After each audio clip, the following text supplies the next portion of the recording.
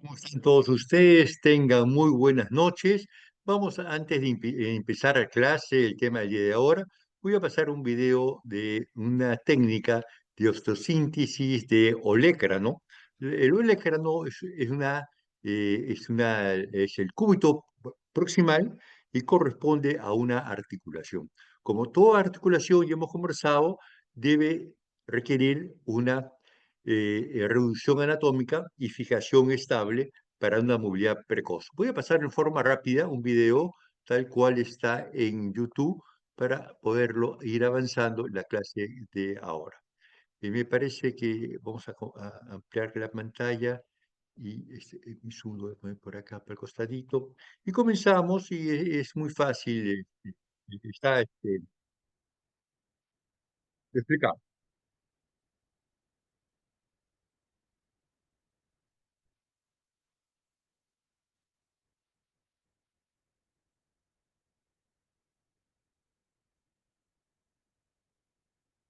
La fractura bien evidente, se ha hecho un cerclaje y se ha puesto una osteosíntesis con un cerclaje doble, ¿no? Esa es la técnica de elección para ese tipo de, este, de fracturas de olecranos. Como todas estas clases estoy avanzando o proyectando un poco más de técnicas quirúrgicas de la última clase que corresponde a todo miembro superior. Hemos visto unas fracturas de hombro, unas luxofracturas de hombro, luxaciones puras de hombro, ejemplos de fracturas de codo, fractura de cabeza que de radio y ahora fracturas del extremo proximal del olecra, ¿no? Entonces, con esto nos va a servir para la clase siguiente, sea un poco más, mucho más entendible. Entonces, con este preámbulo, estamos 8 y 1 minuto, son clases muy largas las que vienen actualmente, comenzamos a la clase, que son dos clases, la verdad. Comenzamos a compartir, vamos a lo perdí por ahí, vamos un ratito y vamos a ver si yo puedo ya ver mi... No. Esperamos un minuto, por favor.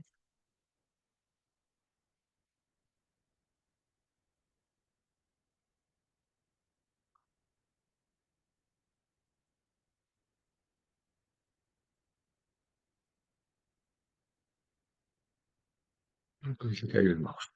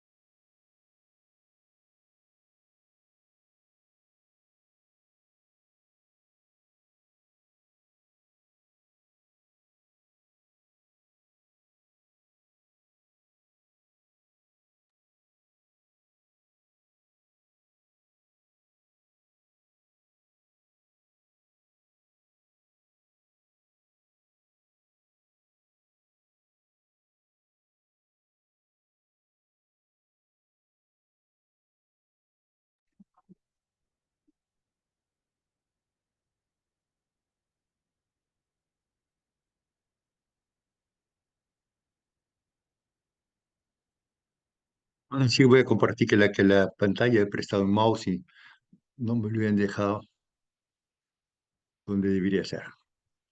Vamos a cerrar esta presentación, cierro WhatsApp y vamos directamente a ver las presentaciones de ahora.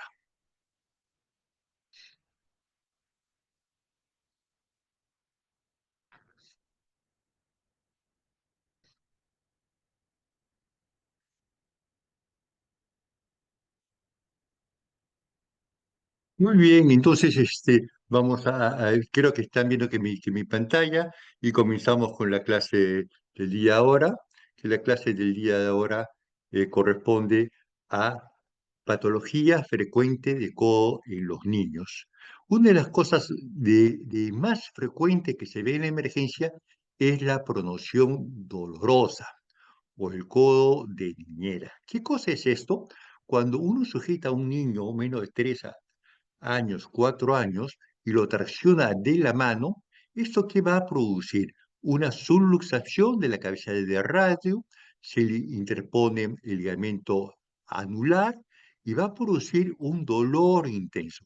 Los síntomas, ya hemos conversado mucho de esto, son semejantes a todos los síntomas de la traumatología, dolor, impotencia funcional. En los niños definitivamente va a estar muy angustiado, con mucho dolor, los papás también, y vemos que el brazo no lo puede mover y tiene una actitud en pronación. Por eso el término de pronación dolorosa. ¿Qué cosa es lo que pasa? Vemos acá el ligamento anular, se produce una tracción hasta que éste se interpone. Al interponerse, produce dolor y la articulación se traba. Esa es la patología en pronación dolorosa. Y uno que lo reduce sumamente fácil, tracciona, hace un poco de supinación y uno se da un clic y se reduce y a los 2 minutos que le pasa el dolor, el paciente está sin ninguna que molestia, como magia. Pero hay que explicarle al padre el mecanismo de la lesión, qué cosa debe evitar, no jalarlo de los brazos, de la mano, sino de las axilas, sobre todo cuando chicos son muy pequeños, se caen, uno tendencia a jalarlos de la manito y va a producir esta luxación de la cabeza de radio y se va a interponer el ligamento anular. Vamos a pasar al otro tema, fracturas supracondilias, que ese sí es un tema que vale la pena detenerlos porque es una de las emergencias de traumatología. Entonces, esta es la imagen típica, una fractura supracondilia en un niño, el niño los mismos síntomas con dolor intenso, miren la deformidad, se ve una equimosis, eventualmente puede ser expuesta, y los traumatólogos nos miramos mucho en los ejes. La verdad que un niño que se ha fracturado un codo debería ser visto por un traumatólogo. Puede suceder esto, que la parte del húmero se desplace tanto y se intercele entre el braquial anterior, ¿no? Entonces ahí queda irreductible. ¿Qué complicaciones? Ya hemos visto las complicaciones en la clase pasada. Entonces, una de las principales complicaciones en este tipo de fracturas es síndrome compartimental. El síndrome compartimental es una emergencia, que lo hemos dicho. ¿Qué cosa puede pasar? Que el fragmento óseo podría puede tener una punta de hueso y lastimar la arteria. Entonces, por eso siempre hemos quedado que en todo paciente hay que evaluar pulsos y hay que evaluar sensibilidad, pero puede tener una lesión mucho más grave de lo que aparentemente ser. Vimos lesiones fisiarias, una cirugía de un cúbito valgo, eh, siempre evaluar e informar. Vemos un caso clínico, había que siempre tomar placas de rayos X comparativas. Existe la forma de tomar perpendicular al eje de la articulación. La correcta sería en este punto de acá. Y vemos esto, ¿no? Entonces, a veces es poco difícil interpretar. Yo al ver una sombra negra a este nivel, es un hematoma de la fractura, ya por esto ya nos puede indicar que tiene una fractura.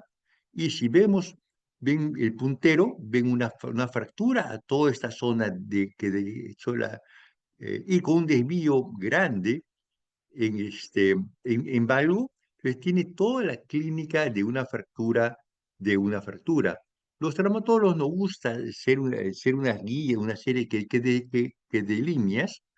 Ponte, acá ya existe un hematoma, ya al existir este hematoma, y es signo de fractura, y debería tratarse como fractura.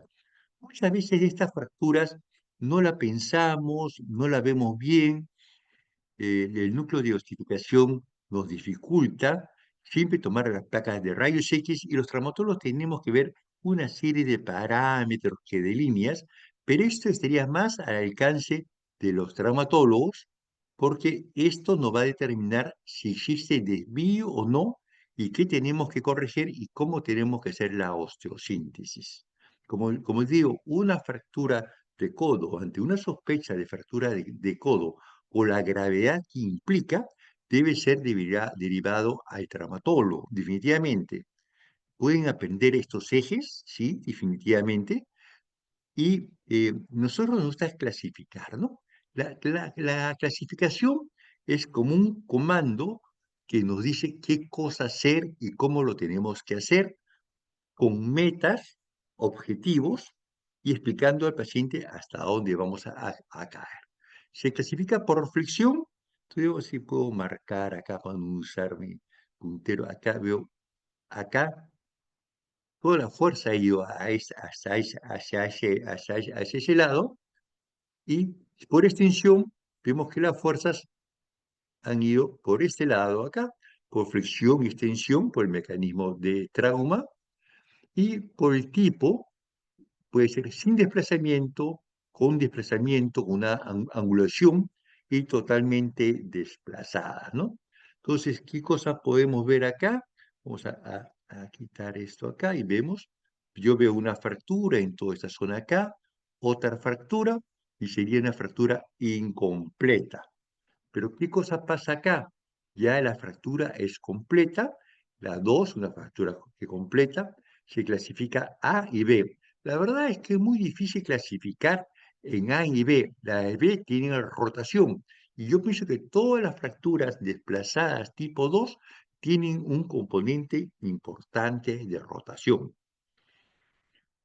Esta sería la típica fractura 2 tipo B que hay rotación. La tipo 3 hay un contacto entre hueso y hueso, ya hay un cierto contacto, y el periósteo que no va a servir como una defensa para esto, como sería esta de acá, que se podía, por supuesto, alguien puede discutir, es 3 o es 4, y las 4 no tienen contacto ninguno, cuyo pronóstico es peor. Entonces, cada grado su tratamiento es más difícil y su pronóstico también es peor. Imaginamos esta fractura de acá, ¿no?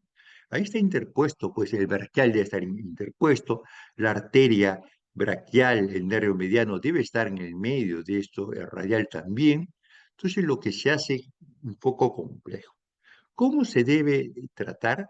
El gol estándar o lo que se prefiere es la reducción ortopédica y colocación de unas agujas de Kirchner, pero hay una forma de colocarla que vamos a hablar. Se hace una tentativa de reducción, dos tentativas. Si uno va a estar reduciendo una fractura, traccionando, manipulándolo, más de 2 meses, más de 2 veces, va a acabar un síndrome compartimental. ¿Qué se hace? La maniobra principal de una reducción de cualquier fractura es la tracción. Se hace que la tracción se manipula según el eje en bar o en valgo, hacia qué lado está, y con eso se hace flexión y teóricamente una mayoría de fracturas supracondilias se consigue una reducción, colocar los huesos en su sitio y de ahí, ¿qué tocaría? Colocar los clavos. Cuando no es posible la reducción cerrada, porque no es posible reducirla, es necesario hacer una reducción cruenta. Hay distintos tipos de abordaje. Yo en mi residencia me enseñaron al abordaje anterior, que es muy demandante, pero ve las arterias, el nervio. El abordaje lateral lo están usando mucho. Y el abordaje que más se usa acá, el abordaje posterior transtríceps, te consigue una reducción relativamente fácil, te hace ver la articulación y se coloca esos tres clavos. Entonces, los clavos, tenemos que el nervio cubital pasa en el lado interno y se debe colocar los clavos del lado externo. Hay una forma de colocar, se pone este clavo a 45 grados, el segundo a 60 grados y el tercero en el medio. Nunca hacer clavos cruzados y que este cruzamiento se produzca en el foco de la fractura porque no dar esta estabilidad. Estos son los patrones, los patrones de fijación que uno debería conseguir. Dos clavos es bueno, tres es mejor, de esta forma, o también podría ser de esta forma, pero hay que hacer una pequeña incisión porque uno podría lesionar el nervio cubital y tener una neuropatía, una neuropraxia del nervio cubital con la parálisis en garra, ¿no?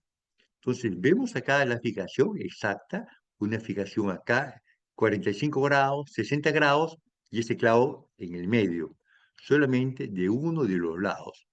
2 milímetros entre lado y lado, y este garabato acá se explica que esta es a 45 grados, este es a 60 grados, y el tercer clavo va en el medio, correspondiente al eje del húmero. Así se entiende, muy, muy bien fijado, con 4 a 6 semanas se retiran que los clavos de acuerdo a la edad. Entonces, perfecto. Con 3 clavos es lo ideal. El clavo debe ser un poco grueso, de 2 milímetros y bien fijado. Vemos otro caso, un tipo 4. Y siempre las complicaciones, hablamos de complicaciones. Las complicaciones también son generales para todas las fracturas. Primero, síndrome compartimental, ¿no? Lo más temible, lo más que tenemos, que los traumatólogos, es el síndrome compartimental. La verdad, hay que tener cuidado. Yo generalmente a los pacientes, yo les digo que vengan varias veces al día siguiente para evitar síndrome compartimental o evaluarlo. Lesión de la arteria, muchas veces es por la fractura, lesión del nervio asociada a la desplazamiento, queda una deformidad en cúbito var o valgo que hemos visto, rigidez articular o miositis osificante, que es una calcificación del músculo. Cuando se lesiona gravemente el músculo, se puede calcificar y puede dar una rigidez muy marcada. Lesiones de los nervios, es frecuente. Esta es la deformidad. Vimos un cúbito en valgo, ahora vamos a ver un cúbito en varo, ¿no? Creo que ya hemos visto un cúbito que es para acá y acá para acá, ¿no? Tu lugar está recto, ¿no es cierto? ¿Cuál es el pronóstico? Mientras más severa la lesión, son traumas de alta energía, los niños no se cuidan muy bien, se suben a un mueble y se tiran, los trampolines son de día a día, los inflables también, bicicletas, todo eso tiene que ver con mecanismos de alta energía, con el codo, y se produce la lesión en la fise, que es la zona de crecimiento. Por eso hay que advertirle al paciente todos los cuidados que tiene que tener y la posibilidad que haga una paresia o una neuropraxia del nervio mediano, cubital, o una compresión de la arteria o síndrome compartimental. Es importante llevarlo a un centro de traumatología, que se interne, sea evaluado por el pediatra, vigilar constantemente el síndrome compartimental, los pulsos y indicar las cirugías. Comenzamos a las preguntas. ¿Cómo se evalúa el nervio interóseo anterior? ¿Alguien me podía dar que la respuesta? ¿Algún punto más para el ascenso? A ver, un punto más. A ver quién tiene un punto más, Sharon. ¿No? Entonces, no está Sharon, ¿no? ¿No? ¿Cómo se evalúa?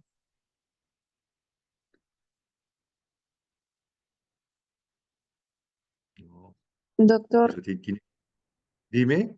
se evalúa haciendo como que el signo de OK. Ahí está, perfecto. Ese es importantísimo, ¿sabes? Porque puede tener lesión de interés anterior, nadie te lo examinó y te van a echar la culpa al cirujano. Entonces, vamos a ver otra clase.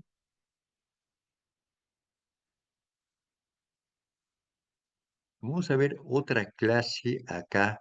Déjame mejor, esta ya la voy a borrar porque he cambiado de computadora y ahí me da un dolor de cabeza. Había una pregunta al respecto sobre las clases que hemos tocado. Hay una pregunta sobre todas las clases. Como sabes, las clases, una se une con la otra, la historia clínica, que tiene que ver con la preparación de la cirugía, las complicaciones que son semejantes eh, pa- para todas.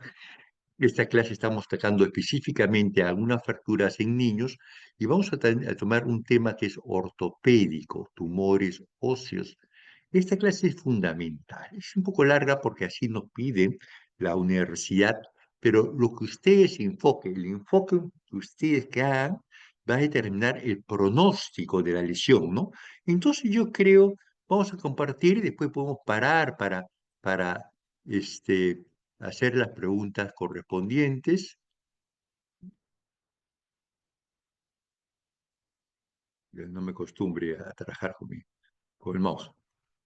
Ya, entonces ya esto ya la presentación ya me conoce y vamos a marcar esto, ¿no? Entonces, ya un paciente, ya un paciente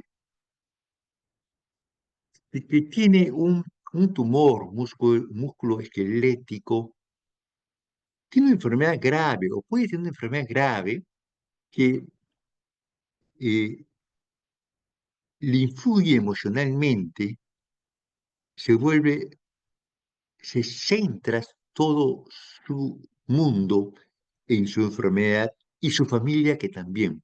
Entonces, lo que veo acá en el hospital, ya sé que es el tiempo, nos piden producción, 4 pacientes por hora, hay un paciente adicional, más otro paciente adicional, acá vamos 6 pacientes, 6 minutos por paciente, ya, toma, ya tómate, haz la biopsia, todos los papeles, ni hablamos, nada, pero hay que ser muy mm, poco humano para no tener pacientes en todas las patologías, sobre todo enfermedades graves que tienen tantas dudas y muchos médicos el día a día nos hace hacer un poco frío. Entonces, si el paciente tiene un sufrimiento grande, no crearle más confusión, más ansiedad, simplificarle que la claridad.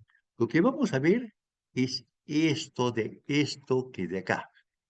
Listo. Vamos a ver qué son esas manchas. Eso sí, tengo interés que ustedes, no sé qué cosa hice, que ustedes más o menos sepan qué cosa, qué cosa es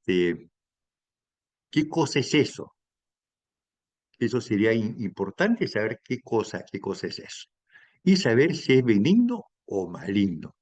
Entonces, lo que vamos a hablar el día de ahora es principio de tumores musculoesqueléticos, lo más básico que hay, lo más básico que hay para poder saber si un tumor es benigno y maligno y hacerle una aproximación. ¿Qué vamos a hablar de esto? Imagínense que viene en la consulta un paciente con una osteolisis tremenda como esta y nosotros tenemos ya ser muy rápidos para tener un diagnóstico presuntivo rápido y dirigir el tratamiento. A mí me enseñan esa placa y yo digo desde ya, este es un tumor de células gigantes óseo, benigno, de frente, ¿no? Entonces, ya con esa seguridad, ya podemos, conociendo, ¿no? Y vamos a presentar otro tipo de patología, que son fracturas patológicas. Calma, que no la hago ni una. Vamos a ver mi Zoom. No, no, creo que mi Zoom debe ser por acá. A ver. Esta es una fractura patológica. Vean este tipo de lesión. Una osteolisis muy marcada con una fractura a este nivel. Esto es fractura patológica, que es una fractura que se da en un hueso previamente enfermo. Corresponde a una metástasis ósea. Vamos a ver qué cosa pasa con este paciente. Viene de Pucallpa, 6 meses con dolor, aumento de volumen, dolor nocturno. Paciente que tiene dolor nocturno, o es artrosis o es tumor, el cáncer. No hay otra. Entonces, dolor en reposo, hay esas dos posibilidades. Ven circulación colateral, una masa, dolor por la noche, no ha hecho un tratamiento que ninguno. Y lo que yo les quiero es preguntar es, ¿quién debe hacer la biopsia? Porque generalmente vemos, yo vi el paciente, bueno, yo le hago la biopsia, le voy a cobrar por la biopsia tanto, y listo, y lo mando a donde el doctor Ugarte, que hace que tumores, con la biopsia y ya le avancé todo. ¿Es cierto eso? Eso es un error. Vamos a ver qué objetivos tiene. Estamos hablando de tumores que podrían ser cánceres. Primero, curar la enfermedad. Si no se puede, el control de la enfermedad, disminuir la mortalidad o aumentar la sobrevida. Mira, hacia eso vamos, ¿no? ¿Qué es esto? Esto es nuestro enemigo, condrosarcoma. Condrosarcoma o sarcoma óseo. Es que lo mismo. Vemos la foto que es casi idéntica al esquema que tenemos acá. Los tumores pueden ser benignos o malignos y tenemos la posibilidad que un tumor benigno se vuelva malo y hay unos tumores que la OMS lo clasifica como intermedio. Ya lo malogró todo. Pero ¿qué cosas vamos a ver acá? Que mi flecha sí se llega a ver, ¿no? Sí, ¿no? Sí, doctor. Sí se llega a ver. Yo veo un tumor con bordes bien claros que tiene una reacción fuerte. Quiere decir, este tumor tiene un crecimiento lento y el cuerpo ha tenido tiempo de reaccionar. Aparentemente es bueno, un quiste óseo, un quiste aneurismático, entonces, pero no, es un absceso que de Brody. ¿Qué nos faltó para llegar al diagnóstico? Hemos visto las placas de rayos X y no le hemos preguntado nada al paciente. La historia clínica, que es la primera clase, es decir, no le preguntamos por qué cosa vino, si tenía fiebre, qué exámenes, qué antecedentes tiene, de repente tiene tuberculosis, su hemograma cómo está, velocidad de simulación, PCR. Este es un absceso, que es una infección intraósea, absceso que de Brody. Cuando tiene un check, alerta. Y esto de que de acá, a ver, yo puedo pensar en mi Zoom que tengo acá. Tiene una osteolisis en el centro, reacción perióstica marcada. Ahí está el Zoom.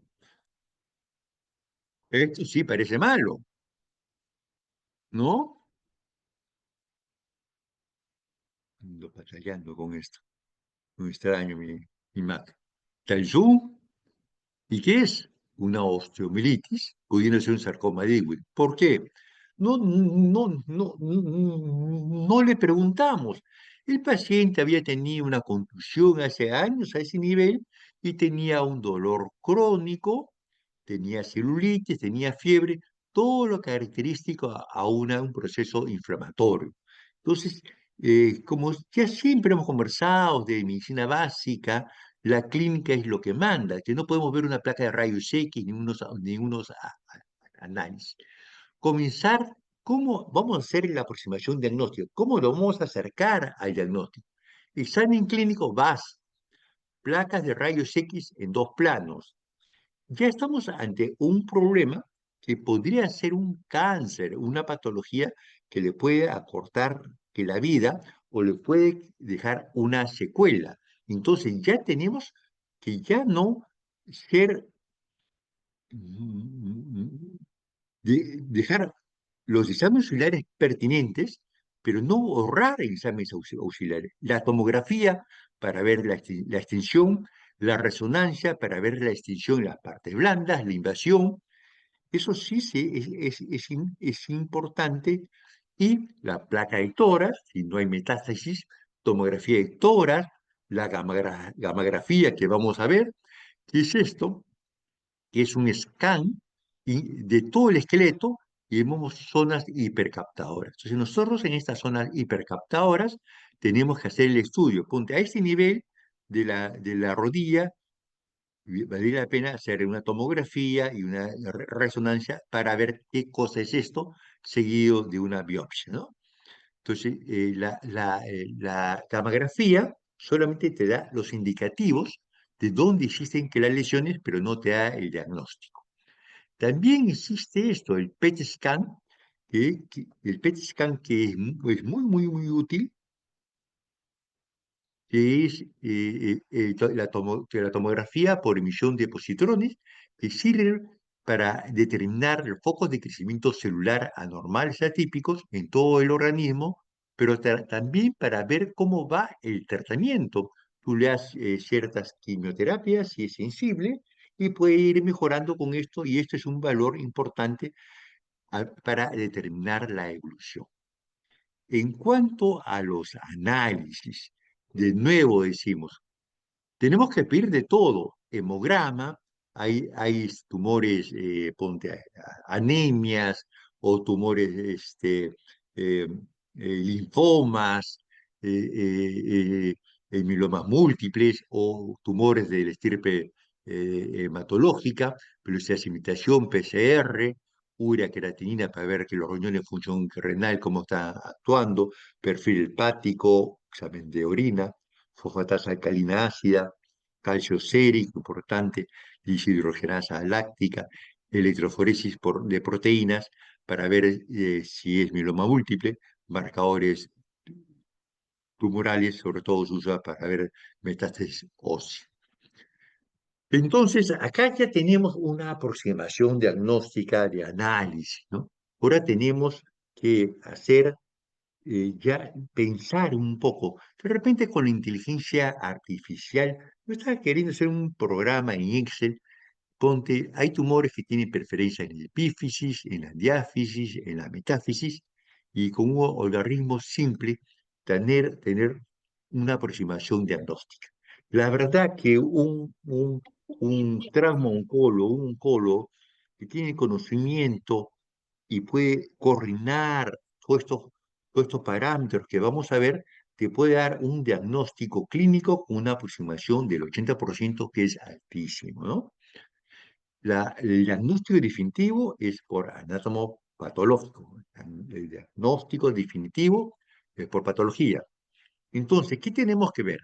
El acceso, si es único múltiple, dónde está localizado, en qué hueso, qué parte del hueso, la morfología, qué matriz, el tipo de instrucción, la reacción perióstica, la invasión de partes blandas que vamos a ver. Entonces, si tú la inteligencia artificial, tú le dices, paciente de 18 años, sexo masculino, tumor único localizado en la diáfisis del fémur, con una morfología lítica, una matriz geográfica, una reacción perióstica en capas, no invade a las partes blandas, y tú le preguntas a la inteligencia artificial, o todo eso tú lo haces en tu cabeza, y te da alta posibilidad de sarcoma de Edwin. Entonces, por eso es no que se aprenda, pero saber que cada tumor tiene una característica en edad, sexo, que es único, múltiple, dónde está localizado, y la otra segmento que lo vamos a ver con mayor detalle. ¿De qué estirpe puede haber? ¿Qué tipo de tumores puede haber? Todo, todo. Quiere decir, tú te agarras el brazo, el antebrazo, encima de piel. ¿Puede cáncer de piel? Sí. ¿El tejido celular puede haber cáncer? Sí. Los lipomas, liposarcoma. Pase un nervio, ¿puede haber cáncer del nervio? Claro, de los neurolinomas, neuroblastomas, eh, el tejido conectivo, los sarcomas, tejido óseo, y hemos hablado, el cartílago, el condrosarcoma. Toda la estirpe de células pueden desencadenar metaplasias y convertirse en un problema oncológico. La OMS lo clasifica en benignos, malignos y una tercera intermedio. Vamos a ver en forma clara. Tenemos que ver dónde forma hueso. Es decir, el hueso se ve en la placa radiográfica como hueso. Esto se ve en osteosarcomas. Diferencia. Si tú ves en rayos X que está formando hueso, osteosarcoma. Si ves que forma cartílago, si vamos pensando en los malignos, da como algodón, pensamos en malignos condrosarcoma, y si es lítico, ya, lítico, puede ser una metástasis o un mieloma múltiple. Definitivamente hay de origen vascular, hemangiosarcoma, puede ser benignos o malignos, o de cualquier tipo, como los fibros y histiocytomas, benignos o malignos, que vamos a ver a un ejemplo. Hubiera una pregunta hasta lo que hemos avanzado, puedo leerlos en el chat, puedo escucharlos sin ningún problema, o seguimos avanzando en forma lenta porque en esta parte, una parte muy importante, que es toda esta parte de aproximación diagnóstica, y después tenemos que nombrar algunos tumores específicos. Entonces, vamos a complicarnos la vida un poco. Los tumores benignos pueden ser inactivos, que son un quiste, están como siempre, tú lo ves 1 año, 2 años, se mantiene igual, perfecto. Los inactivos, activos, que están creciendo en forma lenta, y los agresivos son benignos, pero comienzan, por decirlo, a invadir las partes blandas, a corroer los tejidos vecinos y el hueso. ¿Qué diferencia un tumor benigno de un tumor maligno? El tumor maligno da metástasis, el tumor benigno no. Esa es la única diferencia. Puedes tener un tumor benigno agresivo local, y es un tumor sumamente grande que vamos a ver. Entonces, vamos a ver algunos datos. ¿Qué tenemos que ver la placa de rayos X? ¿En qué hueso está? Los bordes, qué tipo de destrucción, el hueso cómo reacciona ante esta destrucción, y qué vemos adentro. Eso es lo que tenemos que ver. Acá vemos un osteosarcoma, esto ya tiene un zoom, pero vemos esto, ¿no? Le mando un zoom encima de esto, a ver si puedo ver, si me sale el zoom encima de esto, a ver, ya está. Entonces, acá tenemos, eso. Tiene un hueco, osteolisis, esto que está oscuro, formación que de hueso y espículas óseas. Es bien, bien característico de osteosarcoma. Si está formando hueso, es un osteosarcoma. Entonces, ni vuelta que darle, ¿no? Entonces, acá no sé qué dice. Entonces, la gamografía ósea, que ya hemos hablado algo de la gamografía ósea, solamente sirve para determinar los focos de actividad de metástasis, ¿no? Y vamos a ver otra cosa importante, que llamado GTM, que es el estadiamiento. Comenzamos de lo más simple a lo más complejo. Si hay metástasis o no, es el trabajo nuestro, de ustedes. Placa radiográfica de tórax, tomografía de tórax, tomografía de abdomen pues, y gammagrafía o PET scan. Con eso ya puede determinar si hay metástasis o no. Ese es trabajo de ustedes. Tienen que ver dónde. Examinar bien mama, si tiene próstata, ver bien próstata, ver si hay un origen de metástasis. El otro, la T, tiene que ver si es dentro de un compartimento o fuera de un compartimento, que eso ya lo hablamos en síndrome compartimental. Y la G es por el tipo de células, que el tipo de células solamente se puede determinar por la biopsia. El diagnóstico definitivo de una lesión tumoral o pseudotumoral es por la biopsia. La clasificación de Einike es muy parecido a lo que hemos conversado, si tiene metástasis, si no tiene metástasis y qué grado que de célula. Es eso lo que tenemos que aprender.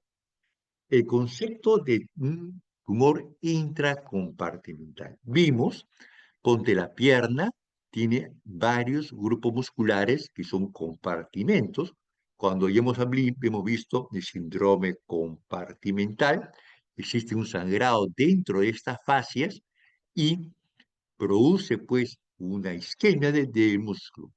El concepto de tumor intracompartimental, las fascias son una defensa para el tumor, para que no invade, y uno tiene un tumor dentro de un compartimento, uno reseca todo el compartimento, cualquier función que éste tenga, y el paciente queda curado. En este caso de acá, que tiene dos compartimentos, ya la cosa se pone que difícil y muchas veces no es resecable.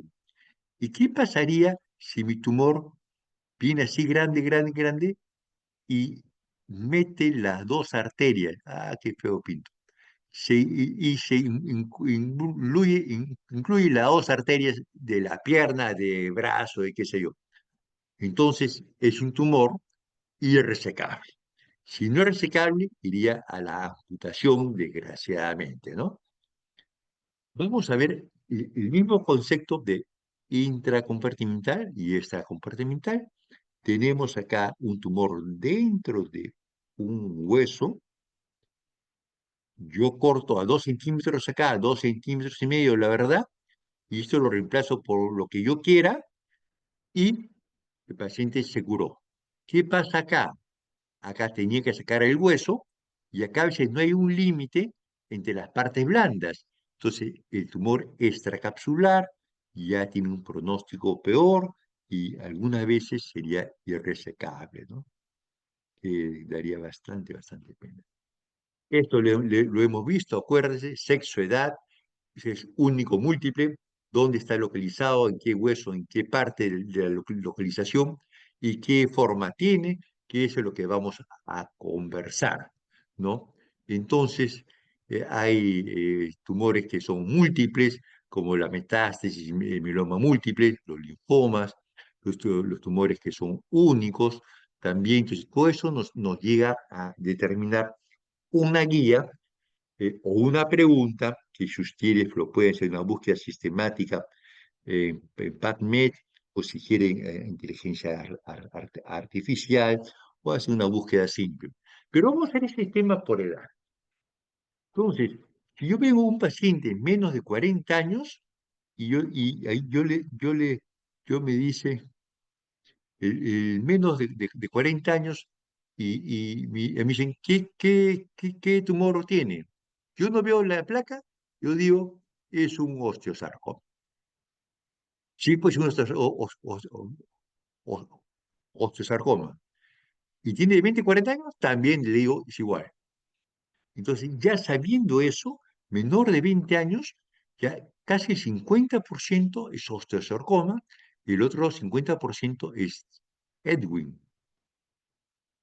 De 20 a 40, el osteosarcoma es el 50%. Entonces, la posibilidad de 40 años para abajo que sea un osteosarcoma es altísimo. Y más de 40 años es mucho más fácil, es una enfermedad metastásica que vamos a ver al último, un mieloma múltiple. Entonces la cosa se pone relativamente simple. Eso ya hemos visto, si está en la epífisis, metáfisis o diáfisis, no hay que acordárselo, solamente saber, porque ustedes tenían que preguntarse e investigar. Lesiones benignas, esto sí es importante que ustedes sepan, las lesiones benignas son en promedio 3 centímetros, lesiones malignas de 6 y que tienen dolor. Una, una lesión que es grande, duele y comienza a tener un crecimiento rápido, hay que tener mucho cuidado en eso, ¿no? Porque puede estar ante un tumor malo. Así de fácil la- el concepto que tenemos. ¿Cómo sabemos que es benigno? ¿Cómo sabemos que es benigno? Yo voy a marcar acá. Tiene un patrón muy definido, respeta las corticales. Tenemos un patrón geográfico. Vemos una zona clara entre un hueso bueno con un hueso malo. Acá tenemos un patrón geográfico apolillado en saco bocado y permeativo.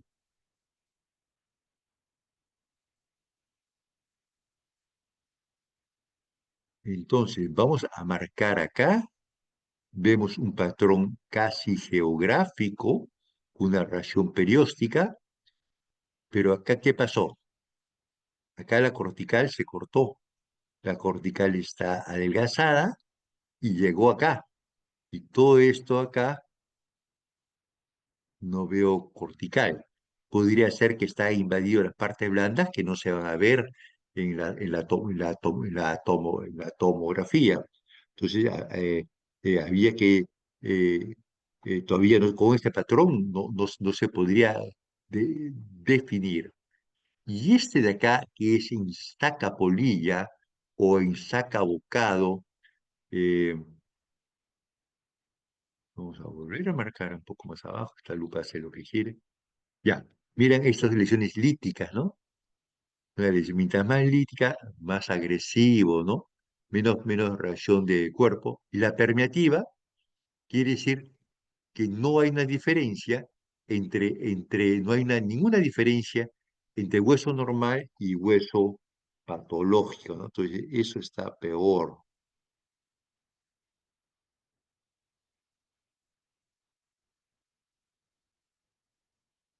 Eso todavía sería peor, ¿no? Vamos a seguir avanzando. Mira, es un mieloma múltiple, una lesión que ha destruido totalmente, destrucción totalmente. Tenemos un tumor, un, un linfoma. Ay, Dios.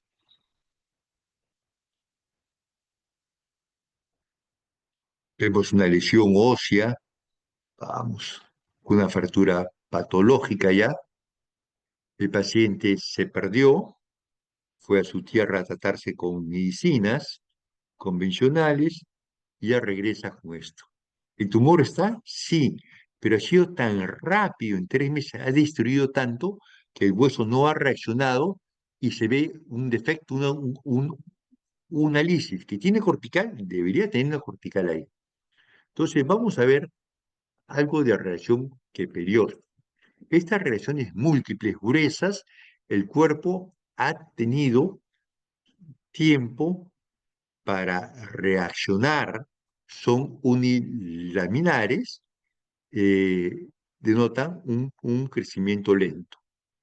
Esto sí, un crecimiento bastante rápido, con unas espículas que denotan malignidad.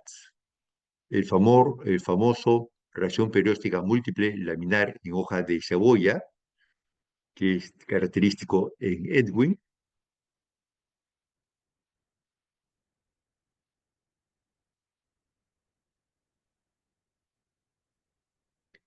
y, este, y vemos dos imágenes, imagen de sol naciente, y lo vamos a ver acá. Estas espículas óseas, como si fuera un sol, es característico de osteosarcoma, y vamos a ver el triángulo que de Goldman, un zoom acá, y vemos esto de acá, ¿no? Famoso triángulo que de Goldman, que es característico en osteosarcoma. ¿Qué cosa pasa? Tenemos el tumor, en el periosto se eleva y hace una región perióstica, tanto en sol naciente como en triángulo que de Cohen. Otra cosa importante es ver qué vemos dentro del efecto hueso. Si en la parte central de la osteolisis vemos un tejido osteoide, es hueso. Si es como un vidrio esmerilado, es matriz fibrosa. Si es como un algodón o canchita, es tejido encontral o cartílago. ¿Quién trata todo esto? ¿Quién trata estos tumores musculoesqueléticos? El oncólogo, el radiólogo, radiointervencionista, el patólogo, el traumaoncólogo, el trauma reconstructivo, medicina física y psicología.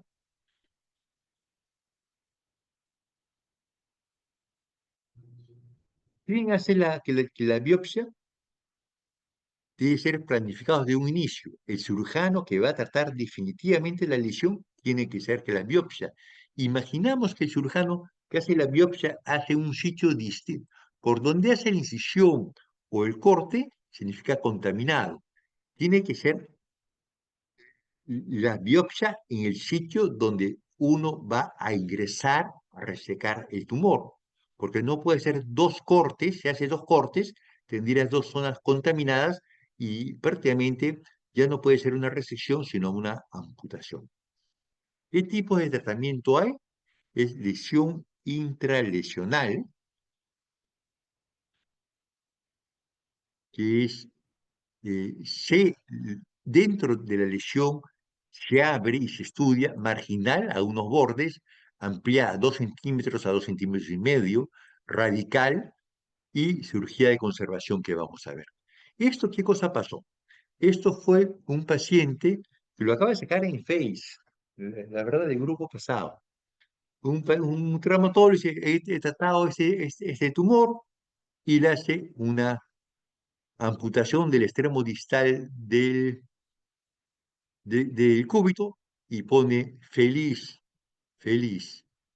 Y no le hizo ni un estadiamiento, ni una biopsia, ni una precisión diagnóstica, y era un tumor de células gigantes. Si este paciente le hubiera hecho un tratamiento quirúrgico intralesional, curetaje más injerto, no iba a ir a una amputación del extremo distal del cúbito. Esto es una mala práctica. Y este doctor lo ha puesto en sus redes sociales como una gran cosa, y siendo una gran burrada la que ha hecho. Mucho cuidado, por favor. Cirugía de conservación es, en este caso, un fémur total. Han cambiado un fémur por esto, sí se puede hacer. Otro caso de un osteosarcoma en una mujer, se reseca todo y se cambia por una prótesis especial de resección.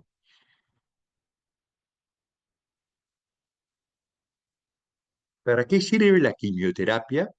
Se puede dar antes de la cirugía, favorece para la reducción de un tumor, se calcifica, limita su extensión, lo hace más fácil la resección y menos posibilidad de metástasis.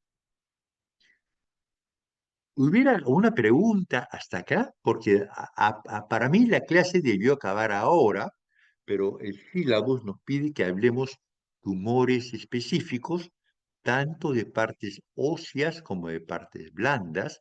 Voy a hacer más con casos clínicos en forma rápida, porque es una clase demasiado larga, pero es importante. Vamos a ver un poco de sarcomas óseos. Es un sarcoma bastante frecuente, se da en la segunda década, más en varones. en la metáfisis, donde el hueso crece y da un dolor progresivo. Puede ser blásticas, que es una formación netamente de hueso.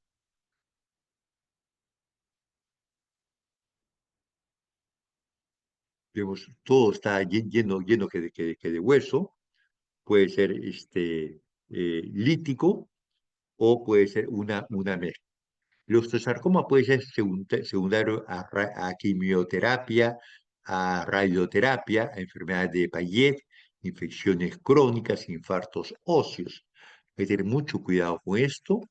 Vemos esta imagen, ya no es lítico, sino vemos como un algodón en toda esta zona, característico de formación de cartílago, pero también vemos lisis acá con imagen de sol naciente y triángulo de Codman, caracterizado en osteosarcoma. Es un osteosarcoma. El osteosarcoma se realiza quimioterapia y cirugía. Primero la quimioterapia y la cirugía de... hay una pregunta, ¿el sol naciente es característico del osteosarcoma o sarcoma óseo? Vamos a seguir avanzando. Vamos a otra patología, la más frecuente, condrosarcoma, se da generalmente de 40 a 60 años, generalmente se presenta como una pequeña masa y dolor por la noche, crecimiento lento, y da estas imágenes como algodón o canchita, y lo característico, siempre la biopsia es el resultado definitivo, es condrosarcoma. Cada vez que vean la palabra sarcoma, hay que tener cuidado, son tumores muy agresivos. Otro tipo de condrosarcoma, ahí muy parecido a un condrosarcoma, se hace de la diferencia con osteoblastoma, es una diferencia por biopsia. Condrosarcoma, tenemos una imagen muy grande en toda la hemipelvis. Y vamos a hablar un poco de sarcoma de Ewing. Y hemos hablado algo sobre este sarcoma de Ewing. Se da entre 5 y 25 años en la metáfisis, en los huesos largos, y tiene la característica, este tumor, que puede dar flogosis, da fiebre, eritema, muy parecido a la osteomielitis, y encima elevación de los leucocitos, PCR, movilidad aumentada, y tú le haces una punción y parece pus. Hay que tener mucho cuidado en los sarcomas de Edwin, y vemos que lo característico es en capas de cebolla, como vemos acá, o a veces da lesiones líticas puras. El diagnóstico es clínico, pero más es por biopsia, como todos los tumores óseos en general. Vamos a ver tumores más agresivos, ya de partes blandas, sarcoma. Todo lo que vemos sarcoma ya son tumores malos, sarcoma sinovial, el hueso se ha destruido, vemos una placa de tórax, metástasis en el pulmón, se hizo la resección de todo el rayo del pie, y vamos a pasar a otro tipo de tumores, que es el tumor de células gigantes, que parece que vimos algo.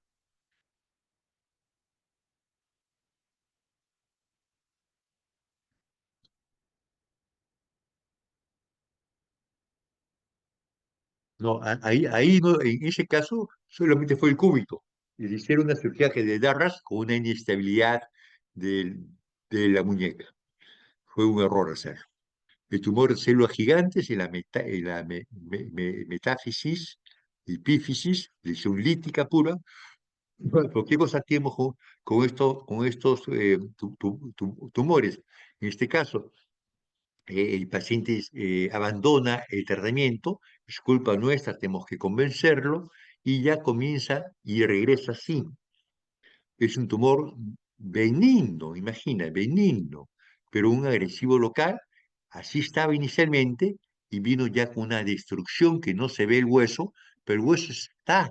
Hicimos una resección, todo el tumor resecado, se colocó un cemento óseo inicialmente con un fijador externo, no se pudo hacer una cobertura, la placa quedó expuesta, se hizo inmediatamente un injerto inguinal de MacGregor, y tenemos acá que es un tumor intermedio, la verdad, tumor de células gigantes.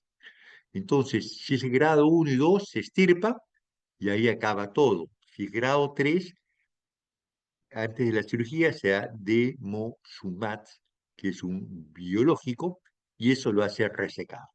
En caso que persiste y no sea resecable, debe continuar con la medicina.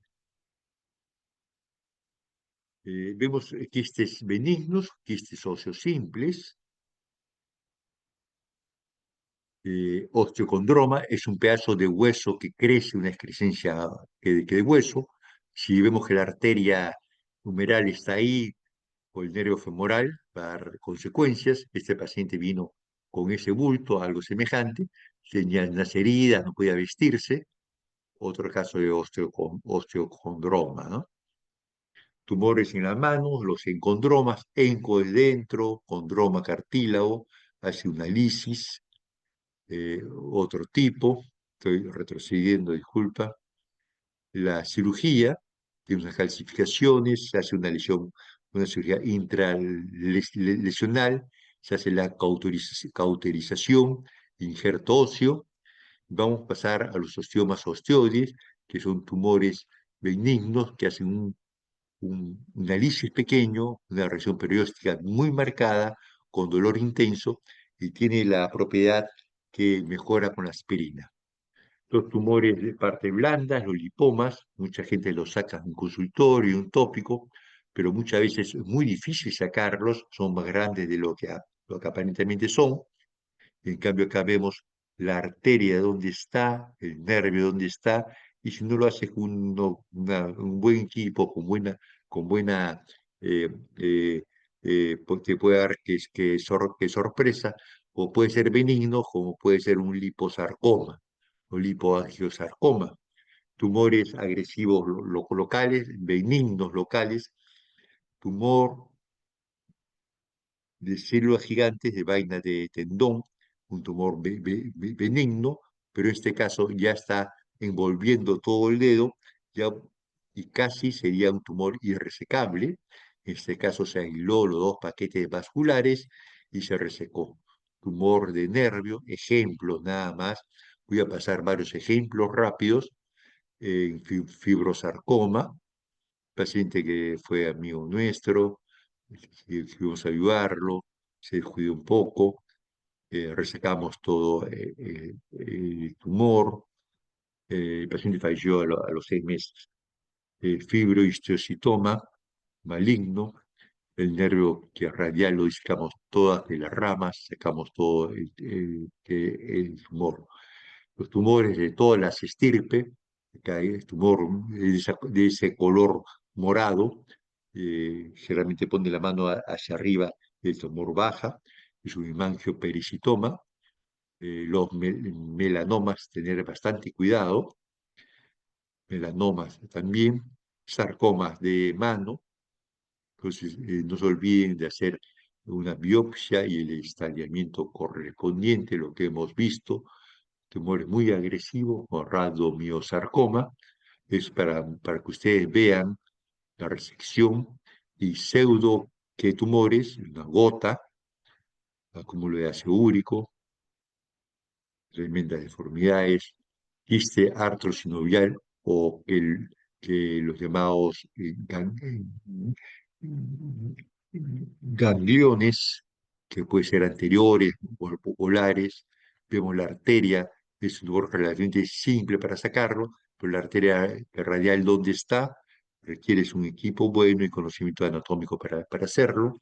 Hay una pregunta más para ir pasando muy rápido.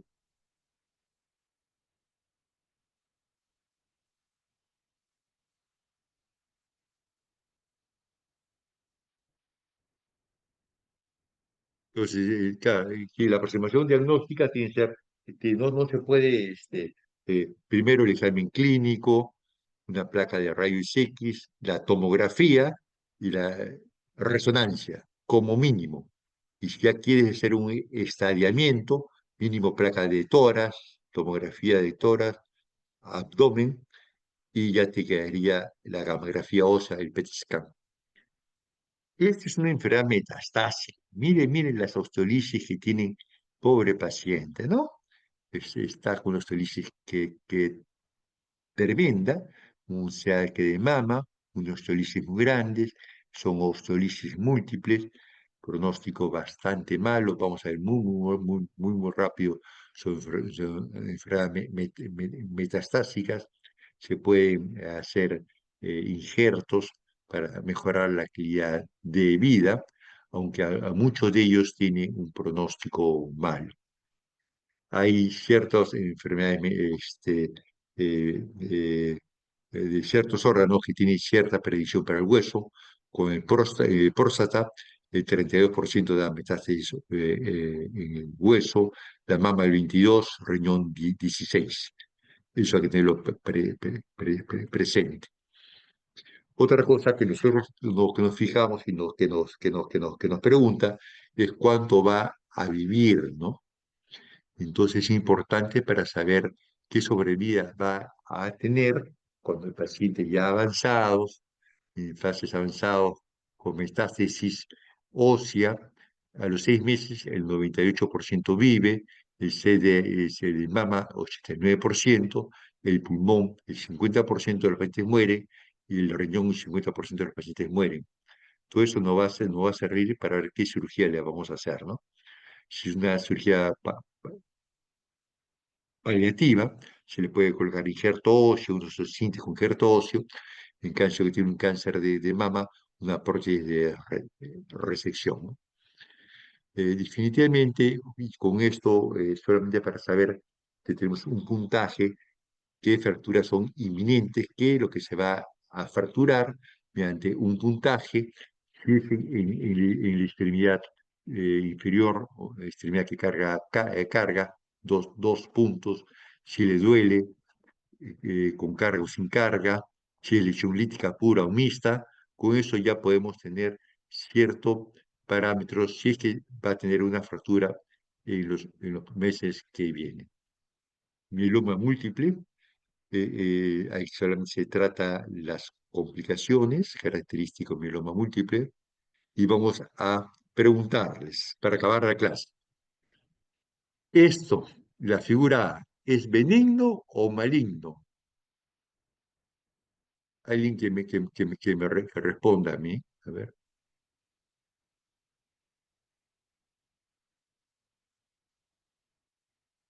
ya. ¿Es maligno o no? Bordes bien diferenciados, reacción perióstica multilaminar, no hay osteolisis, crecimiento lento. ¿Alguien que quiera responder? Creo que ya están cansados, ¿no? Este tiene las características de ser un tumor bueno, ¿no? Definitivamente. Y este, de acá, ¿qué cosa dice? Todo el epífisis, yo veo un adelgazamiento, tiene fractura a este nivel, probablemente debía acompañarlo con una resonancia, a ver si tiene invasión de las partes, este, y si tiene invasión de las partes blandas, ¿no? Pero tienen todo para que parezca para que sea malo, ¿no?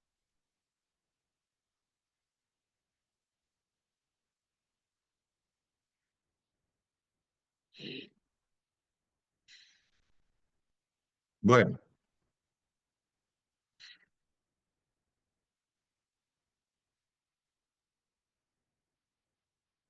¿qué opinan de esta lesión? ¿Qué se me desconfiguró?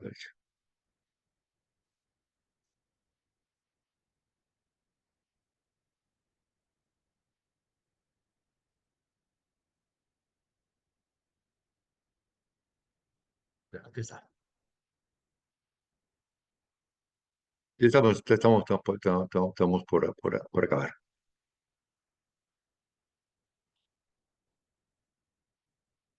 Y en este caso, este es malo, definitivamente. Este sí parece que bueno. Es formación de hueso, tiene formación de hueso, y ya puedes decir que es osteosarcoma. Imagen de sol naciente, triángulo que de Codman. Yo diría que es osteosarcoma. Este es mucho más que complejo. Es en la diáfisis, ha insuflado toda la cortical, parece que está roto. Esto no se podía saber, tiene múltiples lesiones en el mismo hueso. Es muy difícil saber ante qué tumor está. Imagen característico de osteosarcoma, imagen de sol que naciente, y si está claro. Eventualmente, dentro de la planificación se hace una arteriografía para ver la circulación, qué arteria principal, y se puede hacer una embolización, quiere decir unidad de radiología intervencionista. Lo que realiza es un émbolo a este nivel, trombose esta arteria, hace una necrosis, y un tumor que es difícil de resecar, se hace más fácil la resección del mismo. Acordarse que el tratamiento es en equipo. El tratamiento inicial y el diagnóstico inicial es importante, enviarlo a los centros de referencia de tumores. El objetivo principal es la biopsia para un diagnóstico y un estadiamiento. Todo tiene que ser planificado a base de metas y objetivos claros. Yo creo que con esto estamos acabando la clase de tumores musculoesqueléticos, una clase larga, pero interesante en sí. Y todos estos principios es importante que ustedes determinen primero ante qué hueso es, si es en la epífisis, diáfisis, según la instrucción ósea, si es lítica, si forma hueso, qué patrón tiene, geográfico, apolillado, permeativo. Con eso tiene que ser una investigación más profunda. De frente yo quiero una placa que de tórax, la tomografía de la región, resonancia de la región, tomografía de tórax y abdomen. Según eso, determinar si hay metástasis o metastásica ante la sospecha, gamografía o PET scan, realizar la biopsia y el tratamiento conjuntamente con oncología. Ya entiendo que la biopsia si se va a dar quimioterapia antes o embolización antes de la cirugía, y hacer el seguimiento de estos pacientes para que tengan una mejor calidad de vida o se curen de la enfermedad. Una clase muy, muy interesante para mí. Sí, ha sido larga porque ha sido dos clases en una, y me aproveché para darles el video de fracturas de codo. La próxima clase me parece que es el viernes. Es una clase también, comenzamos temprano y acabamos tarde, que viene fracturas de toda la extremidad superior. La ventaja que ya hemos hablado mucho de hombro, de ilustración de hombro, de la ilustración clavicular, ¿no? De ilustraciones articulares, de codo, cabeza de radio, de olecrano, de diáfisis de radio y cúbito. De todas maneras, vamos a repasar en forma rápida toda la patología del miembro superior. Como ustedes ya saben, podían preguntar al respecto sobre eso.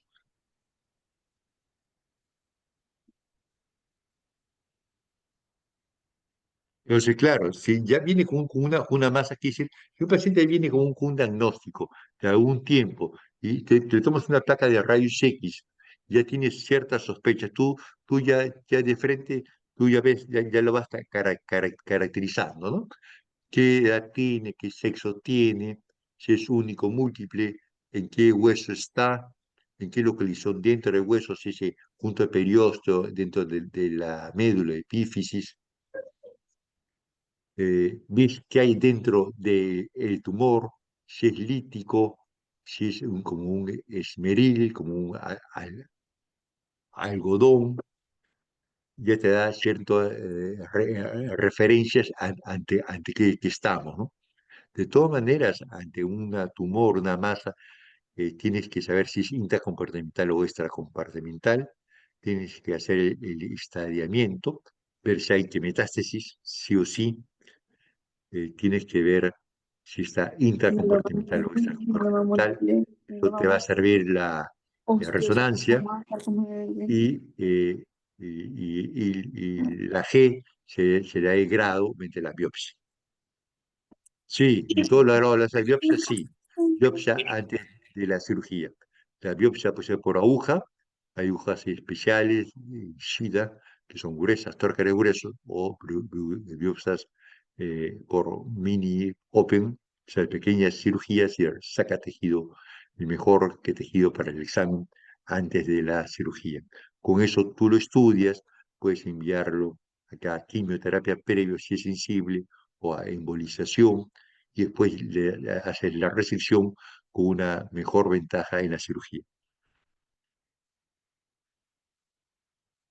Claro, que es el codo, el codo, todas las patologías, todas las complicaciones se puede ver el codo. Ante una fractura, ya por sí puede tener una parálisis del nervio mediano o cubital por el traumatismo.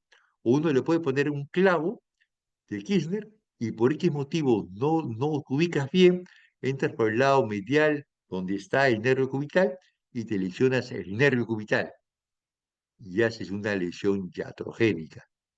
¿Sí? Hay que tener bastante que tienes que hacer una pequeña disección, ver el nervio y poner los clavos. Por eso se prefieren los clavos en el lado eh, lateral de la configuración que hemos visto. Definitivamente, si uno está perdido y no sabe, puedes perderte, desorientarte, y por el lado lateral, que es el más seguro, te lesionas la arteria y ahí se complica, tienes que repararla. El cirujano en mano tiene la capacidad de hacer cirugías vasculares y cirugía de nervios. En todo caso, tenías que llamar a un vascular, ¿no? O llamar a un vascular, a un cirujano que de mano para que te apoye si es que tienes alguna complicación de esto. Por eso yo pienso que el codo debe ser manejado en niños por un especialista, ¿no? Fractura articular que compleja y siempre tomar placas comparativas porque es difícil determinar si está fracturado o no. Yo creo ante una patología, un traumatismo de codo, yo creo que debe ser derivado al dermatólogo. Siempre y cuando pues un diagnóstico, la placa de rayos X, se le puede colgar una férula y sería con el diagnóstico. No, entonces lo que se está pidiendo ahora, el estándar es poniendo 3 clavos de Kirchner con de 2 milímetros del lado lateral. El nervio cubital, el que más se lesiona, es el lado interno. Tú vas a poner los clavos por afuera. Claro, la configuración externa era poner clavos en forma de cruz, cruzados, uno o dos clavos del lado lateral y medial uno, pero tienes aún riesgo de lesionarte el nervio cubital. Por eso se trata de evitar.